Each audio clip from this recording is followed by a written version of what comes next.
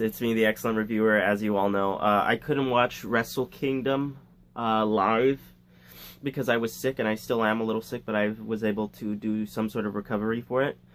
And I just saw the two main event matches, the Okada versus Naito, and Jericho versus Omega. Jericho versus Omega was beautiful. I loved every second of it. But let's talk about Naito versus Okada. Everything about this felt right. Everything about it felt right. Everything, the video package, putting Naito as like this hero, and it sort of seemed like they were making Okada the bad guy, the bad force. And it was like everything was really well done. Everything was really well done. And the match, I thought, it was a good match. It was a good match. There were some moments where it was a little bit slow, but other than that, both men were looking incredibly well in this match. And then we get to the ending, and if you listen to the crowd, a majority of them are pro-Naito. They're pro-Naito. They want him to win the match. And we get a couple of Destinos that are hits. And then this last sequence, Destino is hit. Naito wants to do it again. Gets countered into a tombstone. Rainmaker. And then it's over. Okada retains once again. I'm disappointed. I really am. Because Tetsuya Naito has worked incredibly hard.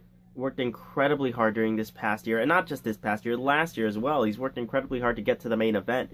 And he deserves that heavyweight title. And I think you could also hear it in the crowd. Usually when Okada wins, they are ecstatic. But it wasn't like that. It was like some moderate cheering. Some stuff like that. But other than that, it was just they're like, oh, okay. But I think it's getting to the fact that I think this was the perfect time to end Okada's reign. I think it was the perfect time. The crowd loved Naito. He had already established that he's the greatest of our generation. He's already done all of that. Why does he need the title? Why does he continue to need the title? I'm just a little disappointed in it. That's all. Just the ending was lackluster. And this is coming from a guy who is a huge fan of Okada. I met Okada, and I'm a huge fan of his.